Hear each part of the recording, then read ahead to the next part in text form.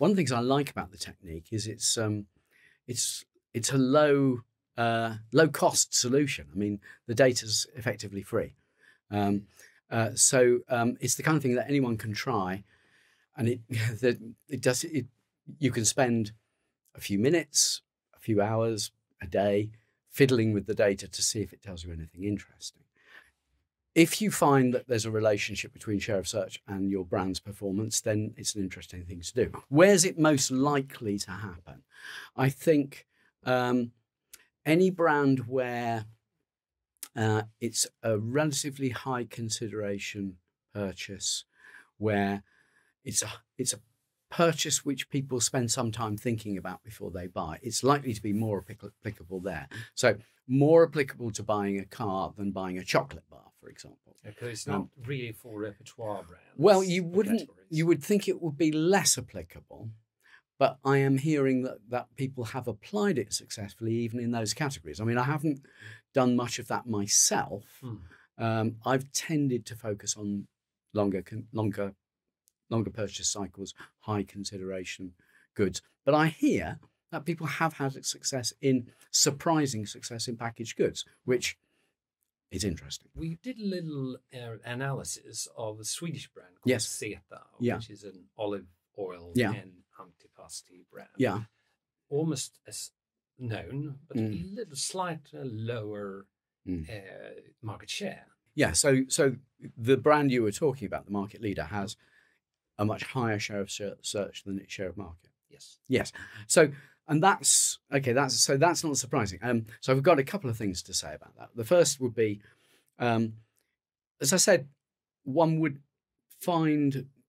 expect to find weaker relationships in FMCG, but some food brands might be an exception to that, for the simple reason that if it's to do with cooking, people do Google recipe ideas and stuff like that. I mean, I do that all the time. I don't use cookery books anymore. I use Google. So yeah, you're the same. God help the people who publish cookery books. So again, I think it's going to be different in different categories.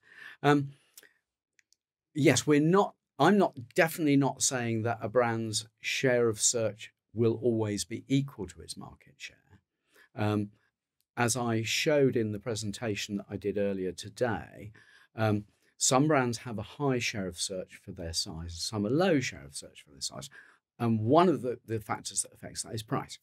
So you mentioned, for example, your market leader brand and then maybe the number 2 brand, and that they have, let's say Monini, for instance. Yeah. Monini. I bet that the number 2 brand is cheaper. Not really. Ah, okay. Damn, I'm wrong. Okay.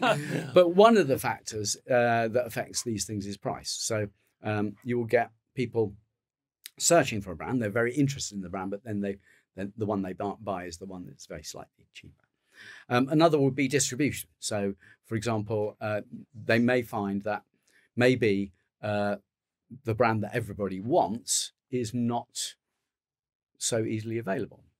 And there could be other factors as well. It could be something like, I don't know, that the pack size that people want is not available, or some factor like that. This metric is not something that you just apply in a very mechanical way.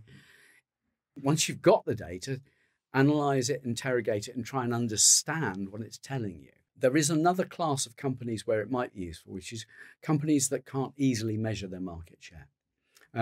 Now, historically, back in the days of, when FMCG brands ruled the world, and Nielsen data ruled the world, everybody knew what their market share was and they had retail audit data. But increasingly you get, .coms and people like that who they have exquisite data on their own sales and no idea what's happening to their competitors.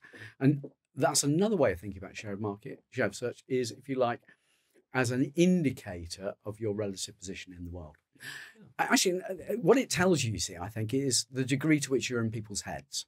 It's kind of, as I sort of said earlier, somewhere between a measure of mental availability and a measure of brand consideration. And those two things are obviously linked. And, Ehrenberg, Bass and so forth, many people have stressed the importance of mental availability. I think share of search is likely to be influenced by relative mental availability, and in some way, again, can be seen as a sort of a proxy for it.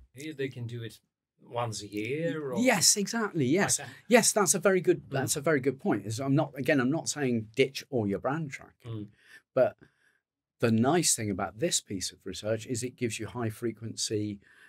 You can see what's happened this week, and you don't have to commission an expensive study.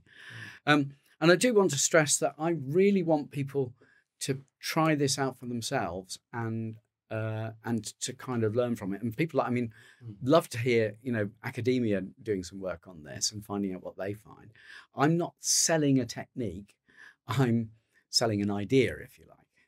Have you tried applying it on your own brand? Well, I have. Which you mean what, the Les Binet brand? Yeah. I probably shouldn't say this, but I have done it on myself, Les Binet. I would bet you have. And I can tell you that Mark Ritson and Byron Sharp have a much higher share of search than I do. And it's quite interesting to see how those have evolved over time. Yeah. There is. I'm not going to go any further. I'm not going to go any further. There it is. Actually, it also reveals another weakness of the research, because a lot of people are searching for Les Binet, which I think so. They may be searching for example, for a French champagne, which there's a French champagne.